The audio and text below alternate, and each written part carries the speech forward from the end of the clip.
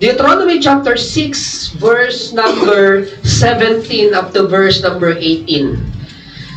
Deuteronomy chapter 6, verse number 17 to 18.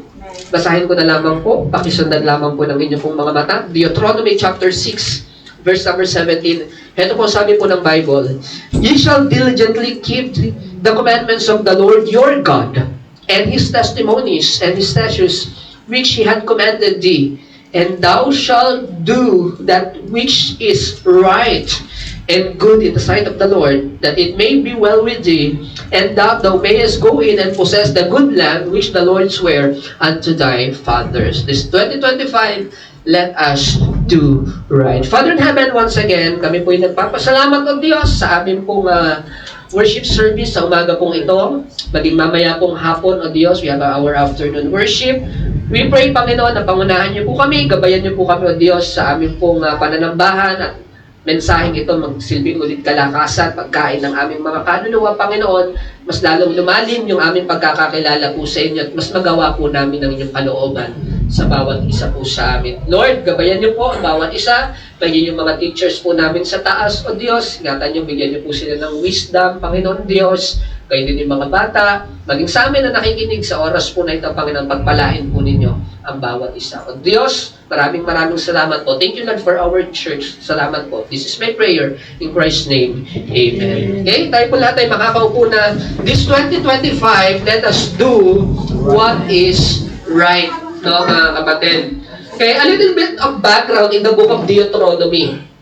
Ang book of Deuteronomy po, kinuha po ito sa Latin word na Deuteromorion. Kung tama yan.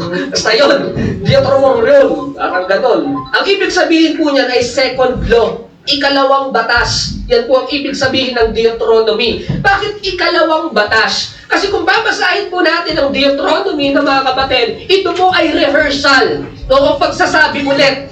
Okay, nung mga batas na una nang naibigay sa libro po ng Exodus.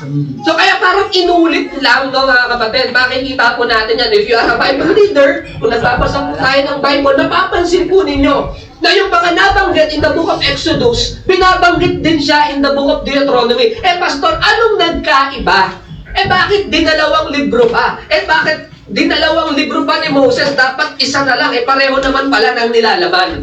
Ang Deuteronomy po kasi, ng mga kapatid, ito yung huling libro na sinulat po ni Moses bago sila tumawid ng Promised Land. At alam po natin ang kasaysayan po ng mga minamahal, it's about 40 years, according po sa Bible, 40 years silang nag-wander in the wilderness. Until the time na napalitan, yung henerasyon na lumabas sa Ehipto ay napalitan na ng bagong henerasyon. Okay? So, ang book of Deuteronomy, ito po yung rehearsal ng law of God o ng kautusan ng Diyos dun sa mga bagong henerasyon na papasok ngayon dun sa lupang ipinangako. Okay? Hindi po nagbago ang Word of God, no, mga kapatid. Nagbago lang siya ng audience. Ito na yung kanilang mga anak. Ito na yung kanilang mga apo na this time sila na ang papasok doon po sa Promised Land. No? Kaya nga tamang-tama yung ating pong family emphasis na mga kapatid. Bakit? Kasi yung ating pong family emphasis, ang layunin po niyan, maipasa ang ating pananampalataya doon sa mga susunod na henerasyon. Okay? Kaya po this January, that is our main focus. Family emphasis month. Let us do right in the sight of God. Okay? So ano yung mga tama na dapat po nating maipasa sa ating pong pamilya? Ano yung mga tamang gawin na dapat po nating maibigay, mai-instruct, ma-educate sa ating pong mga anak? Train up a child in the way that he should go. And when he is old, he will not depart from it. Kaya yung mga classroom natin sa taas ng mga kapatid, talagang pinagaganda natin yan. Alam niyo yung mga nagmumotor dito, yung magic gatas. Hindi lang pala pang motor yan. Pwede rin siya sa mga upuan. Pwede siya sa hagdan. Pwede siya sa pulpit. Kasi gusto ko makintab eh. Okay? Kasi kapag ka maayos yung ating kapaligiran at yung ating pong mga bata po sa taas, mas ginaganahan silang mag-aral, no, mga kapatid. Tapos ang gaganda pa ng mga teacher nila doon.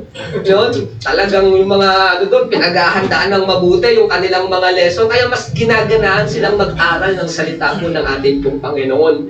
Okay? This 2025, let us do right, no, mga kapatid. Okay? Let us pass our faith from one generation to another generation. Okay? Deuteronomy, the purpose of it, no, mga kapatid, number 1 is to remind the Israelite of God's covenant law and faithfulness. Pinapaalala sa mga Israelite. Bakit? Kasi 40 years na ang lumipas eh. Baka makalimutan nila, no, mga kapatid. Tayo pa nga lang, kapag hindi ka palang nakasimba ng isang Sunday, para bang nakakalimot na tayo. Diba? Kaya ito eh, 40 years na kasi ang lumipas eh. Kaya kinakailangan i-rehearse ulit, kinakailangan ipaalala ulit ang salita ng Panginoon sa kanyang pong mga tao. It is to reinforce the principle of worship, justice, and community life. Kinakailangan ipaalala ulit sa kanila yon. Ipaalala sa kanila yung importansya ng pananambahan. Kinakailangan ipaalala sa kanila yung importansya ng maayos na pakikipagkapwa-tao. Kinakailangan ipaunawa sa kanila na as a believer, we should be a law-abiding citizen. Kaya may Deuteronomy, no, mga kapatid. No, by the way, pag sinabi nating law sa Bible, hindi lang po yan ceremonial law, hindi lang yan moral law. There are laws in the Old Testament, yung law of the land, yung constitution nila, kasama po dyan, no, mga kapatid. Kaya may mga law na hindi na applicable sa panahon natin ngayon. Halimbawa, no, yung pagbabato ng buhay sa isang taong nagkasala, hindi na yan applicable sa atin ngayon. Bakit? Kasi constitution nila yun eh. May sarili tayong constitution, law of their land yun, no, mga kapatid. Dapat marunong tayong i-differentiate yung mga pagkain ng mga bawal-bawal. That is the law of the land, no, mga kapatid. Hindi moral law yun. Okay, ang moral law, yung 10 Commandments, which is also, hindi siya pangkaligtasan. Of course, ang salvation is only by grace through faith, but it is a good way ng gawi ng ating pamumuhay. No, yung pagsunod natin sa 10 Commandments, tama din naman yun eh. Hindi nga lang sa paraan ng kaligtasan. Pero sa pamumuhay ng isang mananampalataya, we should also uphold the 10 Commandments in our life, no, mga kapatid. Okay? It is to warn against idolatry. Pinapaalalahanan sila, binabalaan sila. Oh, yung mga Diyos-Diyosan, ha, lumayo-layo kayo dyan. Okay? Huwag kayong sasamba ng ibang Diyos maliban sa akin. Disobedience, forgetting God once they prosper in the land. Baka ako maramdaman na nila at maranasan yung pagpapala doon sa lupang ipinangako, makalimutan naman nila yung Diyos na nagbigay ng pagpapalang yun. Okay? Kaya isinulat ang Deuteronomy. And lastly, no, mga kapatid, it is to prepare the new generation to enter and live in the promised land, emphasizing obedience to God para ihanda yung susunod na henerasyon. Bakit? Sila kasi ang maninirahan. Sila ang maninirahan ng mga kapatid. Eh, tayo po, ng mga minamahal, na, di ba, yung mga ginagawa natin dito sa ating church, yung ating pagtatapat, hindi lang po tayo ang makikinabang niya. Okay?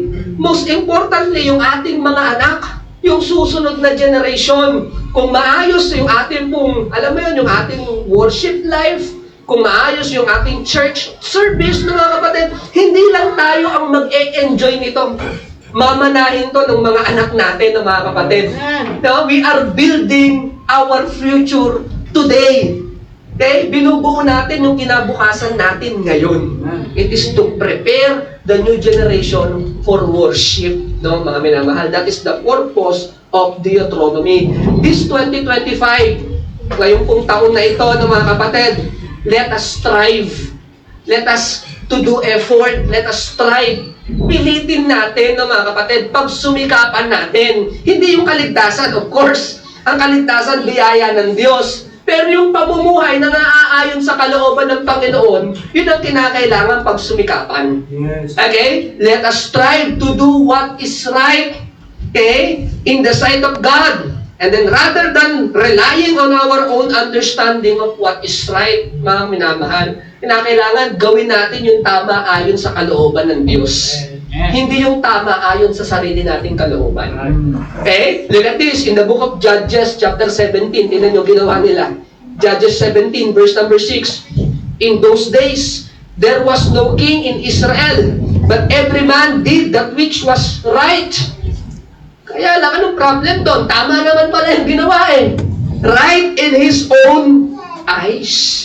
Kaya ang ginawa nila, yung tama sa sarili nilang mga mata, sa sarili nilang paningin. And it turned out, yung book of Judges, pag pinag-aralan natin, that is the darkest era, the darkest part of Israel's history. Napakalala niya, no, mga kapatid. Pag binasa niya, napakalala ng libro na yan.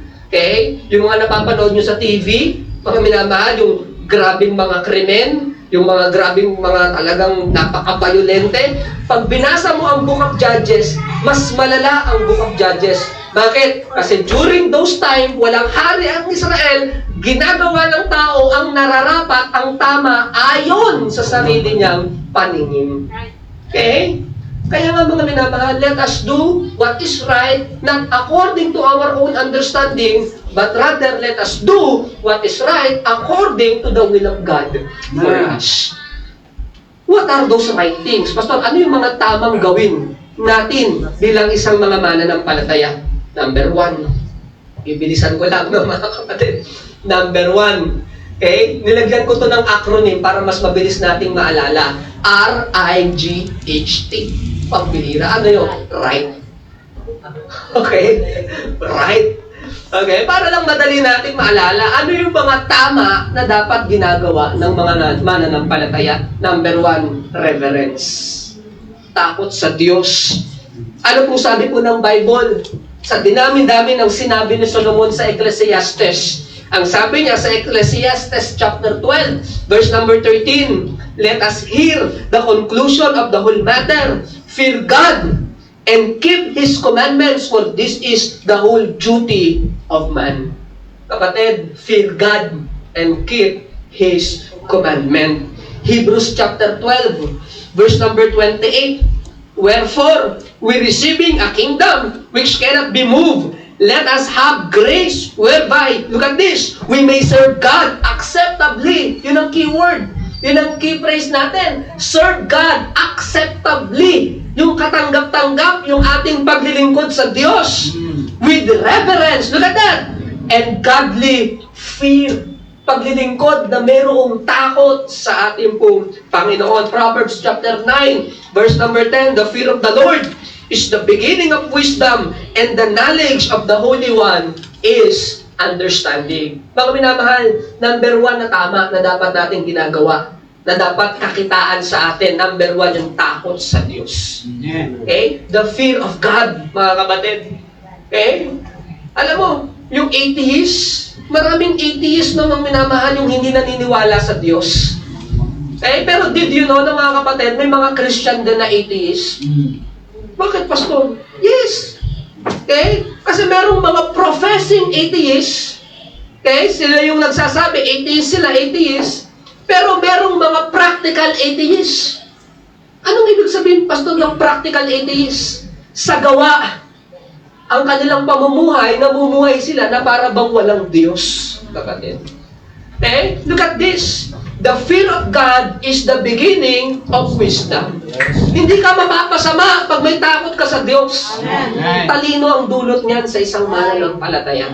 Kaya gusto mo maging pantas, gusto mo maging matalino, una mong katakutan ng Panginoon. Amen. Hindi ka mamamalik dyan, kapatid. Hindi ka mapapahiya dyan. Bakit? Katulad ni Job eh. Kapag meron kang takot sa Panginoon, ang sabi po ng Bible, Job is true. Umiwas siya. Is true. True. At least dyan, he's true away from evil. Umiwas siya sa kasalanan. Bakit? Takot siya sa Diyos, kapatid. Hindi ka mapapasama dyan. Reverence, no, mga minamahal, it is the fear of the Lord. It is a godly respect.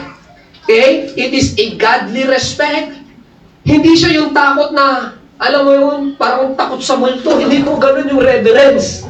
Okay? Ang reverence po, ito yung talagang pagrespeto sa Diyos bilang manlilikha at manliligtas po natin. Reverence is a deep respect and awe of God.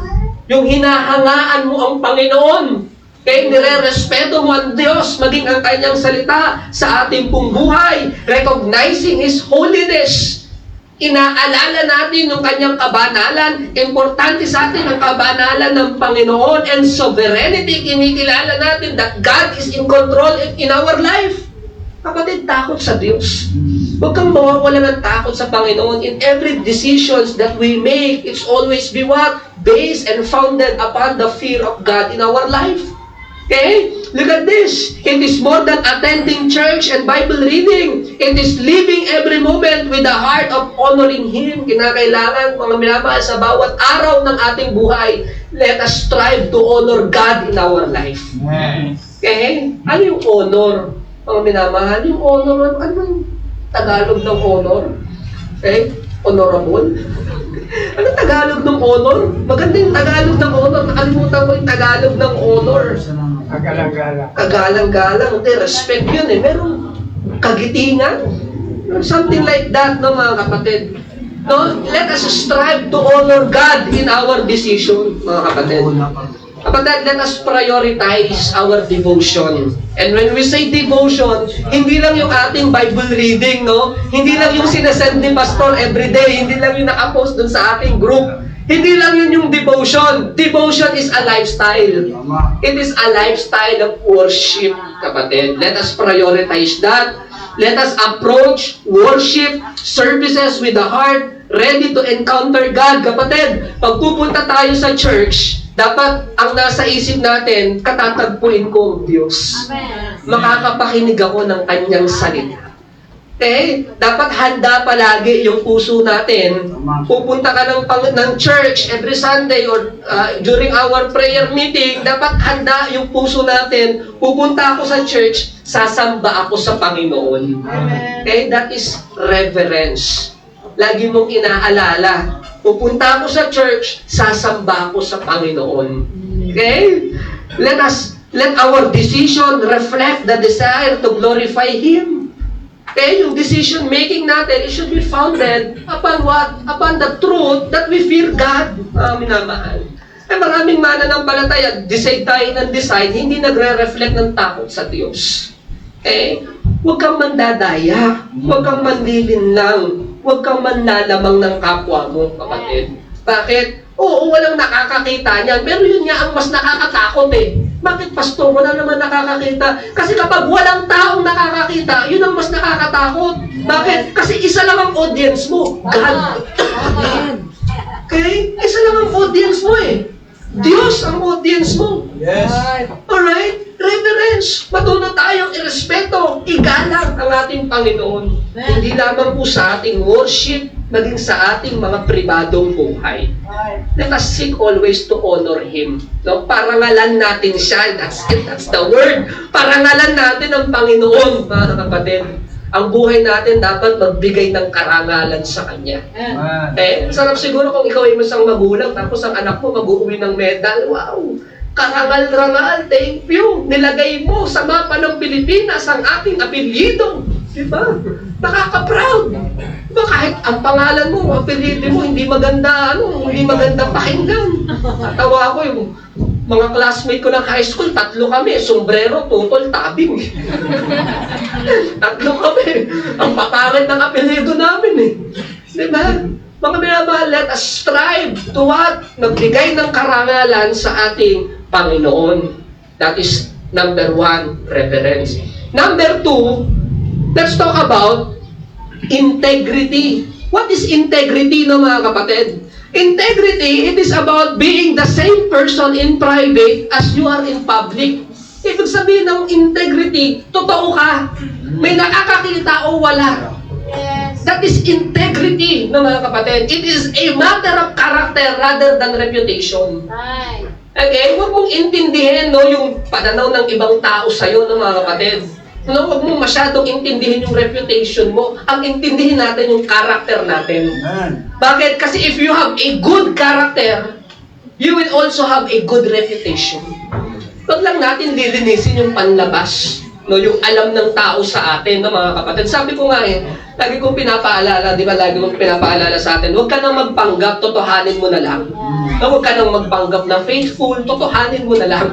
Huwag ka na lang magpanggap na mahal mo ang Diyos. Totohanin mo na lang. That is integrity. No, mga kapatid.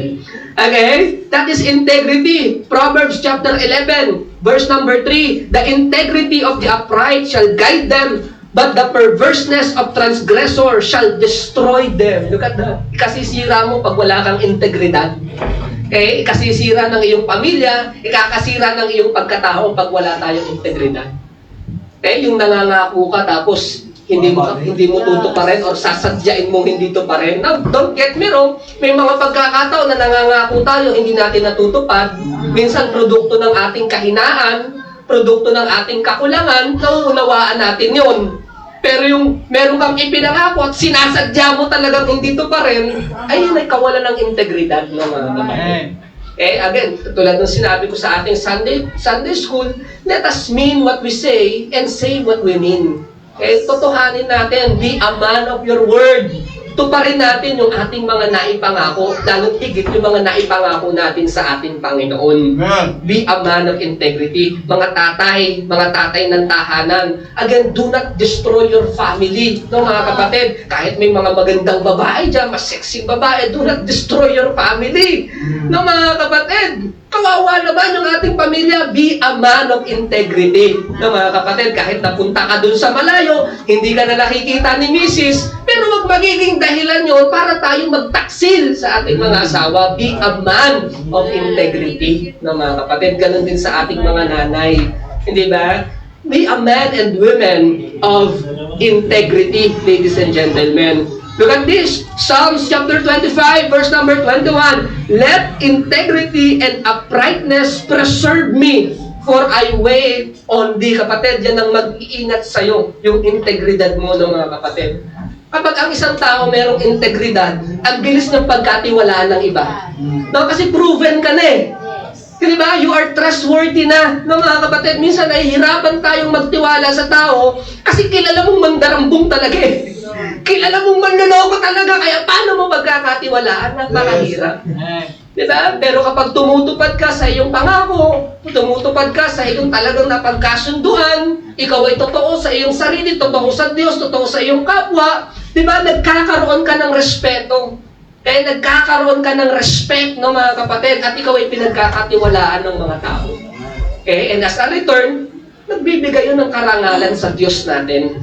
Di po ba? Be a man of integrity. Look at this. Be mindful, be truthful in your words and action. Maging totoo po tayo. Fulfill commitments. Tuparin natin yung commitments natin, whether big or small.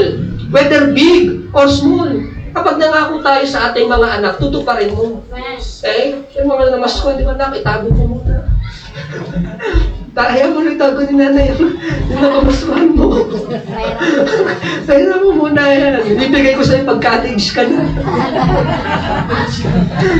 Maliit o malaki, mga kapatid, kinakailangan mapagkatiwalaan tayo. Di ba? Maliit o malaki. Sabi ko nga, kahit yung mga anak natin, kahit mga bata sila, ire-respeto natin sila. Ganun po yun, no, mga minamahal. Fulfill commitments, whether big or small. At pangatlo, seek God's help to resist temptation. Hihingi ka ng tulong sa Diyos. Kapag ka merong temptation or kahinaan na hindi natin matutupad ang ating naipangako, hihingi ka ng tulong sa Panginoon. No, sabi ko nga, iba yung pangako na hindi mo natupad dahil dala ng ating kahinaan. Iba yun, no, mga kapatid. Pero iba yung pangako na sinadya mong hindi tuparin. Iba yung alam mo yung meron ka ng lifestyle na hindi tumutupad ng iyong salita, iba yun. Yun ang iiwasan natin, mga minamahal. Kaya kung may mga pagkakataon na tayo nahihirapan, hihingi ka talaga ng tulong sa Panginoon at ng Diyos na the Lord will always provide, no, mga kapatid. I'm sure God will honor your commitment, kapatid. Kasi ang ipag-pray mo sa Panginoon, Lord, nangako ako, tapos hindi ko matutupad, paano ang iyong pangalan? Diba? Ipag-pray natin yan sa Panginoon, kapatid. And I'm sure God will honor your commitment. God will honor your desire, kapatid. Totoo yan. That is integrity. Pangatlo, binibilisan ko na lang, no, mga kapatid. Pangatlo, kasi Buong year naman, pag-uusapan natin to, ipapaskill natin yan sa ating pong mga pader. Do right this 2025. Ano yung right? Reverence, integrity, generosity, harmony, and testimony. Yan ang pag-uusapan natin buong taon. Kaya minamadali ko lang. Number 3, generosity. Tama rin to, no, mga kapatid. 2 Corinthians chapter 9, verse number 7. Every man according as he purposeth in his heart, so let him give, not grudgingly or necessity, for God loveth a cheerful giver. Generosity reflects the heart of God, okay? Who gave us His only Son. It is not just about money, but also our time, talent, and treasure. Generosity, kapatid. Have a grateful heart sa ating pong Panginoon. Okay? Magkaroon tayo ng pusong naliligayahan kapag tayo po ay nagbibigay. Hindi lamang po sa ating resources, even with our time and also our talents, no, mga minamahal. Let us look for opportunities to bless others, especially those in need. Okay? Nakakita ka ng kapatid na nangangailangan, kung meron ka naman kakayahan, why not, no, mga kapatid? Why not? Okay? Hanap tayo ng opportunity na pwede tayong makatulong. Alam niyo kapatid, mas pinagpala ang nagbibigay kaysa tumatanggap. Sa totoo lang. Gusto mo yung lagi kang natanggap? Gusto mo yun? Ako ayoko. Kasi nai-imagine ko yung laging tumatanggap ng mga kapatid yung nakahiga. Okay, may kandila. Diba? Oo. Mabait yan eh. Pero parang natutulog lang. Diba? Kaya doon ko na-realize, oo nga, mas maganda na ikaw ang nagbibigay kaysa ikaw ang tanggap ng tanggap. Mas gusto mo na ikaw ang tumutulong kaysa lagi kang tinutulungan. Kaya nga, look for opportunity to bless others, kapatid. Look for the opportunity na mga minamahal. Kahit pastor, kahit po kami, let us look for opportunity. Hindi lang naman about resources yan, na even your time, your talent, no, mga minamahal, may mga kapatiran tayo nangangailangan, and you can provide, you can be an instrument, then go for it, no, mga minamahal. Look for opportunity to bless others. Support church ministries and mission with joy. Kaya supportahan natin ang ministeryo ng church. Pinagpala tayo, bakit? Meron tayong mga finance officer, nandiyan si Sister Annie and si Sister M.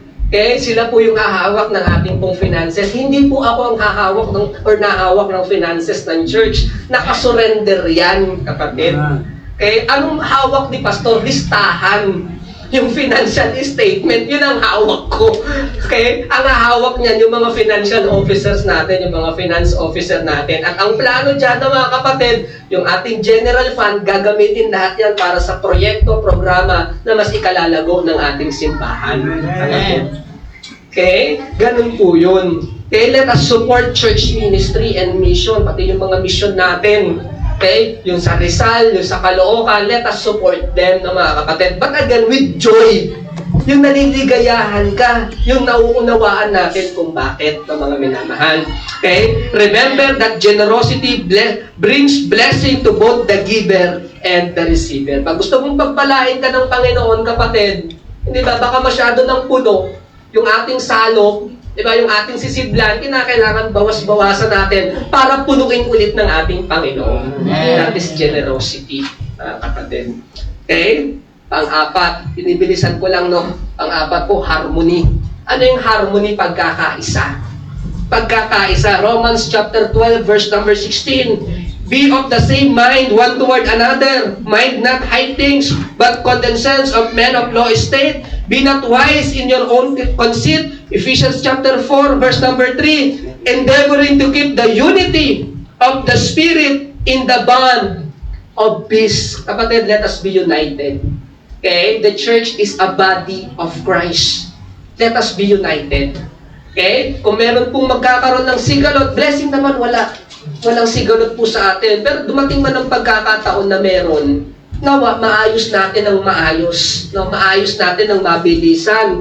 Okay? Let us resolve conflict quickly as much as possible and biblically. Kaya tayo merong pastor's office.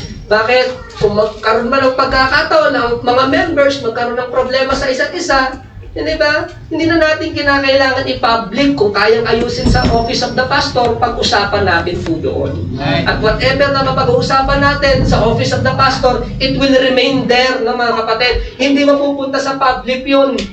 Okay? It will be, ano yun, nandiyan lang yun. It will be, tawag doon? Confident. Yes, it will be confidential, no, mga kapatid. Yun yan. Yun ang purpose niyan. Kung magkaroon man at blessing, wala naman sa panahon na ito. Wala. Okay? Pero kung magkaroon man ng mga konting sigalot, ayusin agad natin ng mabilis. Mga kapatid. Okay? Embrace ay yung ating pagkakaiba-iba, yung diversity in our church as God's design. Diba? Kaya nga, body of Christ yan. Sa body, hindi lahat mata, hindi lahat kamay, hindi lahat ilong. Mga kapatid, iba-iba yan. Iba-iba tayo ng talento, iba-iba tayo ng function. Huwag natin kaiinggitan yung ginagawa ng isa. Ganito, ganyan. Hindi po ba na mga kapatid? Because let us support one another, no, mga kapatid. At ang inyo pong pastor, I'm looking for ways. No? Every night, pinagpe-pray ko sa Panginoon kung saan tayong ministry ilalagay ng Panginoon. Nagtanong si Brother Dennis sa akin, Pastor, ano bang ginagawa mo? Pinakita ko sa kanya yung folder sa laptop. Ayun yung ginagawa ko. Okay, every night, iniisip natin yan kung paano natin, paano mag-e-improve ang ating church, yung mga plano natin, pati yung mga kapatiran, kung paano po tayo talagang mag-e-enjoy sa ating worship, lalago sa ating church, magagamit ng ating Panginoon. Every night, iniisip po natin yan, kapatid. Pinapanalangin sa Panginoon. Okay? So let us maintain, no, our harmony. Let us work together for the common goal of glorifying God. Isa lang naman tayo ng gustong mangyari. Ano po yun? Magluwalhati ang Panginoon sa ating buhay. Lumago ang ating church. Hindi ba? Maging maayos ang ating mga anak, ang ating mga bata. Pare-pareho lang tayo ng gusto. Minsan, nagkakaiba lang sa pamamaraan. Diba? Yun lang naman yun, nagkakaiba tayo ng pamamaraan. Pero sa ultimate goal natin, iisa lang yan, and that is to glorify God. Okay? That is harmony. And lastly, testimony. Matthew chapter 5, verse number 16. Let your light so shine before men, that they may see your good works and glorify your Father which is in heaven. Our testimony is the evidence of God's transforming power and grace sa ating pong mga buhay. Now, it is about letting other know Christ. Sa pamamagitan ng buhay natin, makilala ng ibang tao ang ating Panginoon. Dalawang paraan, kapatid, ang testimony o ang witnessing. Ano po yun? Yung isa sa pamamagitan ng ating labi, yung isa sa pamamagitan ng ating buhay. By lips and by our life. Okay? Pamamagitan po yan ng ating buhay at ng ating labi. Okay? Hindi man tayo preacher talaga. Hindi ba? Katulad ni Brother Elmer, halos everyday nangangaral, nag-i-street preaching. And praise the Lord for that. Hindi ba? Pero hindi man tayo makapangaral sa pamamagitan ng sariling talento na ibinigay sa atin ng Panginoon. Di ba? We can share Christ with others, kapatid. Okay? Share the gospel boldly and lovingly. Live a life that reflects the character of Christ. And be prepared to give an answer for the hope that you have. Mga minamahal, let us testify. Dapat maayos yung ating patotoo. Sharing the gospel by our lips and by our life. By our resources. By our talents, no, mga kapatid. Sabi ko nga, nag-usap kami ni Brother Dennis kagabi. Talagang pinakintab si Brother Dennis ang nagpakintab po ng ating pong floor. Talagang yan. Parang kumintab ng gusto. Kasi ang isip talaga namin, sabi ko, napakahirap mag-invite sa church. Alam natin yan. Napakahirap mag-invite. No, at gusto natin kapag meron tayong visitor, hindi sila mapapahiya at hindi tayo mapapahiya sa ating church. May enjoy nila. Kumaga, it will be a church na gusto nilang babalikan nila, no, mga kapatid. And yung paglilinis, it's just simple things, di ba, Brad? Kaya naman natin gawin eh. Di ba? And it will reflect the work of life, the work of Christ in us, no, mga kapatid. Para bang, pag malinis ang ating simbahan, malinis ang pulpito, sabi ko yung magic gatas, hindi lang pala pang motor, pang upuan din, pang furniture din. Para makintab, no, mga kapatid. Bakit? Kasi gusto ko ng mga minamahal, meron tayong mga visitor, ma-appreciate nila yung work natin dito sa simbahan po na ito. Na talagang, we are serious in God's business. Seryoso tayo. Okay? And these are just the little things na controllable naman natin. Kaya mo naman i-control yan eh. Di ba? So, tingnan nyo, pag umupo kayo sa upuan, madudulas-dulas kayo dyan. Ginaganyan yan eh. Nag-karate kid si Brother Dennis kagabi. Karate kid, ano siya eh, training eh. Pag nilinis na may basahan, testimony natin. Nadulas nga. Madulas kasi Sumobra yun nila. Sabi sa'yo, Brad eh. Nadulas. Pasensya na po. Naku, nasobran ko ata. Nadulas. Okay lang po. Okay lang po kayo? Okay. Ito po. Our explanation. Our testimony is the evidence of God's transforming power and grace in our life. Now, it's about letting others to see Christ through our words, action, and even our attitude. Pati yung attitude natin, kapatid. Okay? No? Kahapon yan, nakausap natin yung may-ari ng bahay. Nakiusap tayo na kung pwede, makapwesto tayo ng ng Sunday school. Actually, si Sister Tami ang nakiusap kasi niya talaga yung gift niya yan. Pinigilan ko eh. Pinigilan ko si Sister Tams. Bakit? Ang gustong ipagpaalam yung loob. Basta mo ipagpaalam mo. Kunti nga yan. Yung loob ang gusto ipagpaalam. Okay? Pero at least, ang sabi sa atin, okay lang pastor, sa church naman. Ang pinagpaalam natin, ma'am, kahit isang oras lang, yung 8:30 to 9:30. Sa loob. And ang sabi sa atin, pastor, kahit maglagay kayo ng tent dyan, kahit maghapon, pwede. Akala ko sa loob na eh. Next time. Okay. Kasi testimony na mga kapatid, siguro nakikita yung testimony natin maayos. Mga kapatid. At natutuwa sila, sabi nila sa akin, pastor, dumadami na kayo dyan sa church ko na yan. Opo, testimony. Baka pwede. Lagay po kayong bandaan, dumami. Right, reverence, integrity, generosity, harmony, and testimony, kapatid. In our conclusion, this 2025, let us commit to do what is right in the sight of God. Gawin natin kung ano po yung nararapat para po sa ating Panginoon. Kung yun ang magiging mentality or mantra natin, no, mga kapatid, doing what is right in the sight of God. Kapatid, it will reflect the glory of God in us. Okay? Yung church natin, it will be a beacon of light na magliliwanag ang ating simbahan and people will be attracted in our ministry.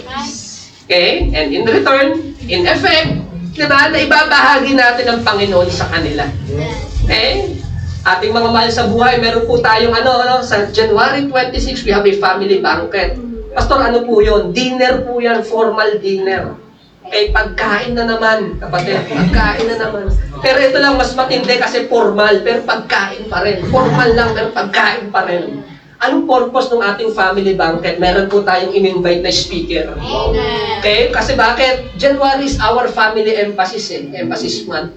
Yung family banquet, yun yung parang conclusion ng ating family emphasis. Special dinner para sa pamilya. Special dinner.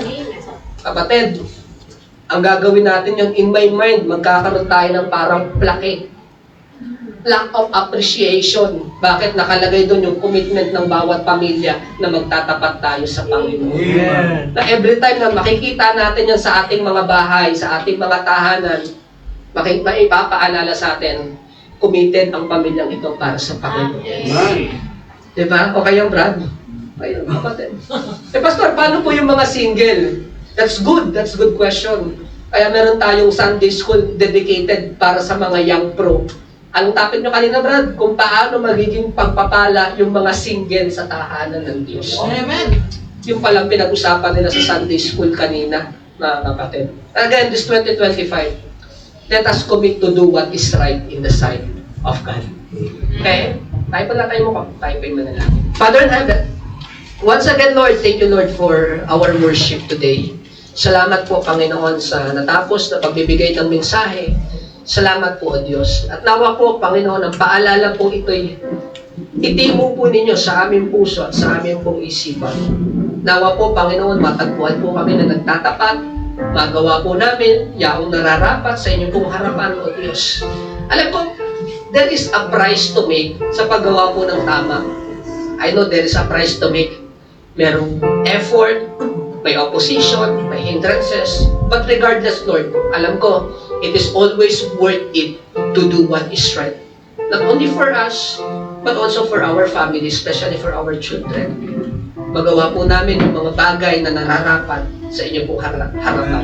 Ang pagpapala nandoon sa paggawa po ng maayos. Sa katotohanan, Panginoon, na kami po'y tinawag po ninyo para mabuhay po ng mayroong katuwiran.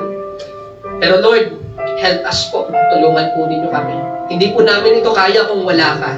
And that is why, Lord, na ito po, church po na ito, pangangaral na inyo po salita, upang ipaalala palagi, Panginoon, sa amin, ang pamumuhay na mayroong katwiran, ito po'y nakalulugon sa inyong harapan. Salamat po sa mga anak po ninyo sa oras po nito. Nawa po, naging pagpapala po sa bawat isang mensahe. Thank you so much, Lord. This is my prayer. In Christ's name, our Savior and Lord. Amen. Amen.